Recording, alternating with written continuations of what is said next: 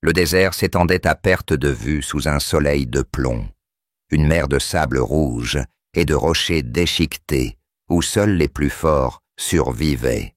Jake McCall le traversait comme une ombre, son manteau noir flottant derrière lui, son chapeau enfoncé sur ses yeux bleus perçants, qui en avaient trop vu. Il n'était pas homme à croire en la clémence, l'Ouest l'avait ravagé depuis longtemps. Mais le destin en avait décidé autrement. Un mouvement fugitif attira son attention. Quelque chose, non, quelqu'un gisait, effondré près d'un mesquite mourant. Une femme. Jake descendit de cheval, ses éperons tintant dans le silence inquiétant. Elle était à peine vivante, sa robe déchirée, la peau brûlée par le soleil. Une fine traînée de sang maculait le sable sous elle. Il s'accroupit, pressant 2 doigts sur sa gorge. Un faible pouls palpitait sous son contact. « Bon sang !» marmonna-t-il. Il ne devrait pas s'en soucier. Il s'en fichait. Mais quelque chose dans la façon dont ses doigts tremblaient, comme si elle se débattait encore, le fit hésiter. Avec un grognement, il la hissa sur son cheval et fonça vers la maison. Quand Liliane se réveilla, le monde était sombre et chaud. Une odeur de fumée de bois et de cuir emplissait l'air.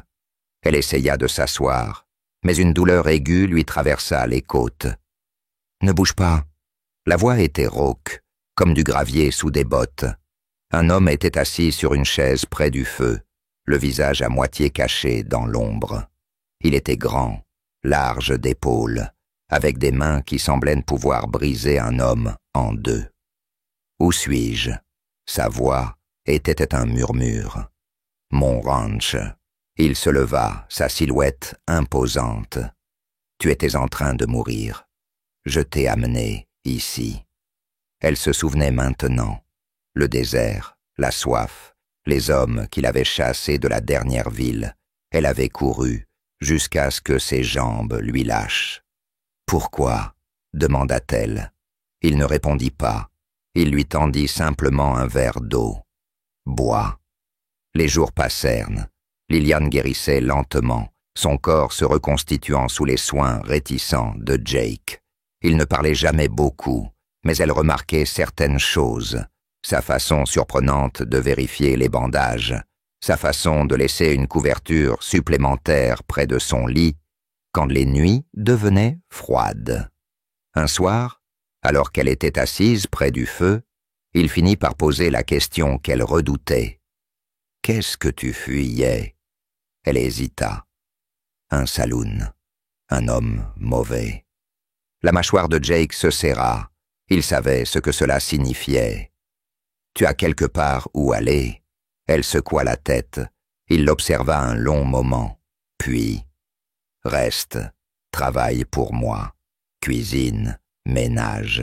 Je te donnerai un toit et à manger.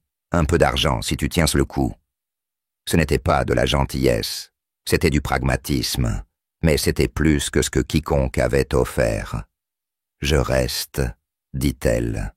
Liliane apprit rapidement que Jake McCall n'était pas un homme qui vivait seul.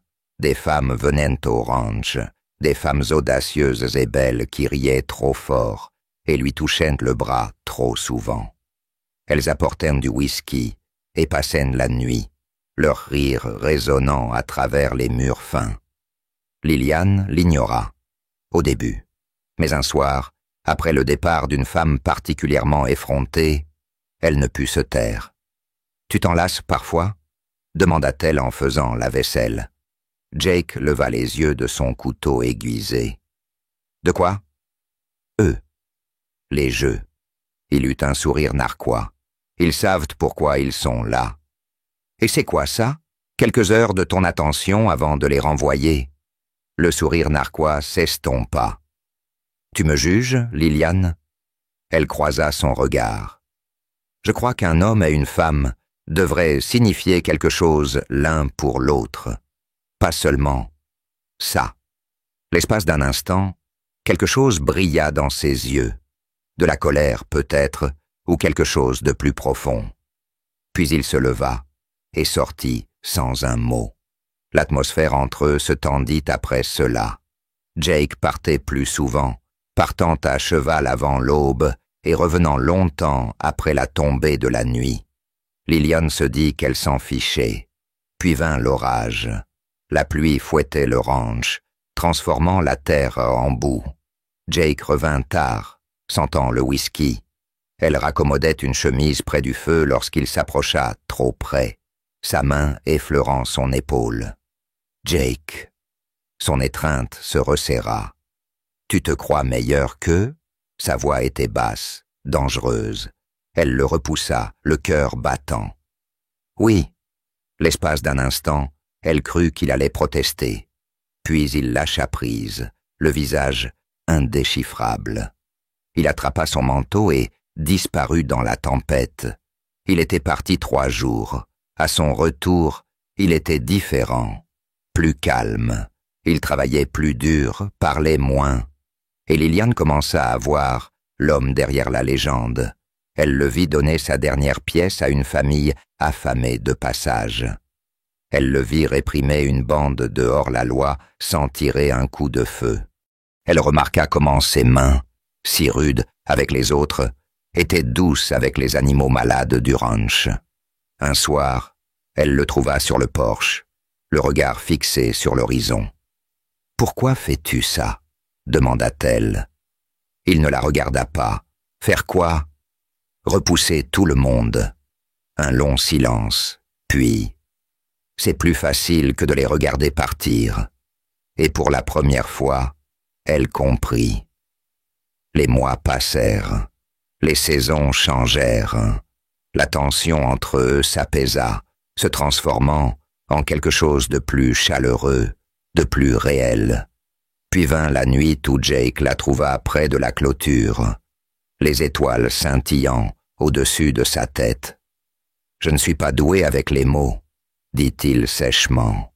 « Mais j'essaye de m'améliorer. » Elle se retourna. Son visage était ouvert, vulnérable comme elle ne l'avait jamais vu.